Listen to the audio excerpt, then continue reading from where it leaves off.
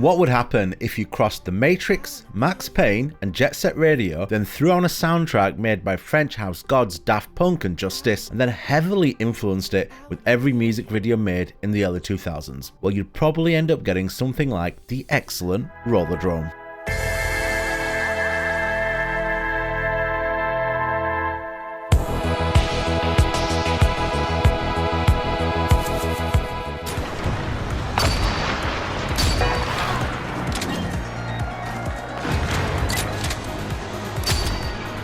If that little segment there didn't pique your interest at the sensory delight the game offers, then let me try some more. Rollerdrome is a feast for the senses.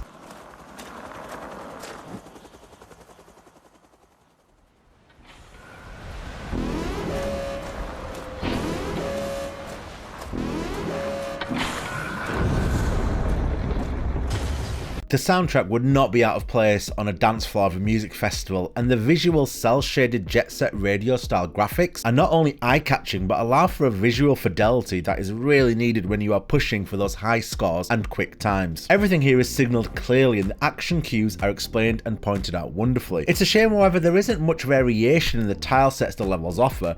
There's 4 tile sets and they're repeated 3 times each over the 12 levels, but other than that, there's very little not to fall in love with about the pleasure on the senses that is a clean run of Rollerdrome. Casper X has just finished with an incredible score, and he made it look easy. Kara Hassan will have to do something spectacular if she's going to stop him from winning tonight. Whether X or Hassan is crowned the victor, with the death of reigning champion Morgan Frey. This is There is a story weaving its way through the blistering action in Rollerdrome. It definitely adds a layer of intrigue and world building to the game, which I wasn't really expecting. There's some really cute touches if you explore the various locker room areas that sit between each of the stages of the tournament. Think Hunger Games, but through the lens of a really violent roller derby. There are bits and bobs to read and mess around with, enough to pique your interest in the story lurking under the bright and colourful surface. The ending, if you can call it that, leaves a lot to be desired, but I must admit, I really like the little touches in between the levels. It added just that little bit of depth I need to sell me on the idea of the Rollerdrome in the world that Roll 7 had built. It's definitely something they could really build upon in the future and expand upon to add to the intrigue of the game world.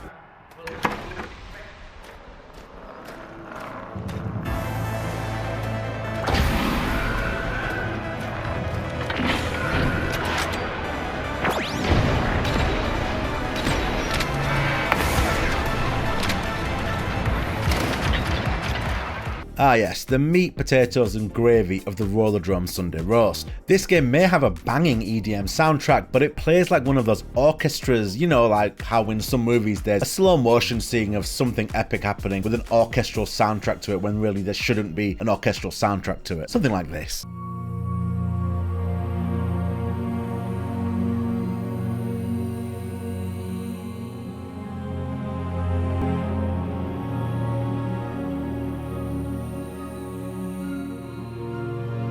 The pieces of the Rollerdrome puzzle are fed to you slowly and steadily over its opening 4 levels. The weapons introduced to you at a pace as to not burden you with too much too early. The gameplay loop is simple at its core, but to execute it perfectly requires a lot of skill, planning and timing. Core design principles of easy to play, difficult to master are all over Rollerdrome. To put it simply, you kill enemies. When you do, a multiplier for your score begins. If you don't kill the enemies quick enough, you lose your multiplier and the chances at a higher score are gone. You have limited bullets per weapon and they reload when you perform tricks or dodges. Dodges give you Max Payne style bullet time, while perfect reflex dodges, which involves you hitting the aim button while you execute the perfect dodge, gives you double damage. It's this perfect reflex time that is key to a god level run, especially once you unlock the railgun. Aiming for the most part is handled by a strong aim assist other than the railgun, which does therefore add a higher bar of skill to top tier ranks. The decision to not allow you to fall is a smart one by the developers Roll 7 because it really tightens the focus of the core gameplay loop. Though falling may not be an issue, maintaining momentum most definitely is, and is a key component to really understanding the game early doors. Well, it was for me anyway. I don't know a thing about skating, and really until I really figured out the keeping momentum side of it, I was really struggling to get anywhere in the game. On that note though, I do need to point out the default controls don't do you any favors whatsoever. However, I'd highly recommend remapping out air out from the left stick because, well, you know, it's hard to unlearn 35 years of pressing up on the left stick to move forward.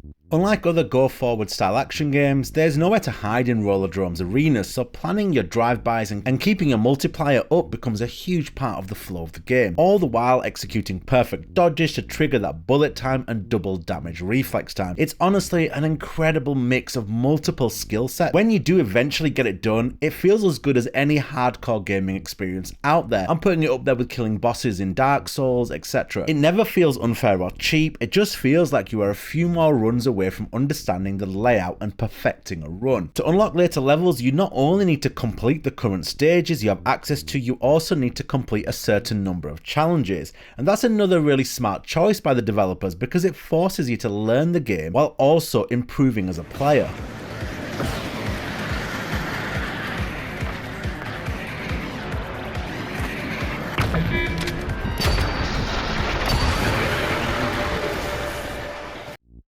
Rollerdrome is a true throwback to the older days of gaming. No grinding, if you pardon the pun, no skill trees, no monetization, just you, the skill set the game provides you, and a gauntlet of enemies to get through. It's honestly just a breath of fresh air on so many levels, and on PlayStation Plus right now, the game is only £16. That is insane value for a game of this quality. It's a short game, but the replayability is huge. It's one of the few games recently that can get me going back to improve myself on a regular basis. As a music nerd, the soundtrack gets my blood pumping. As a gamer, the gameplay loop feels untouched by modern tropes. As a reviewer, it gets a strong 8 to a light 9 from me.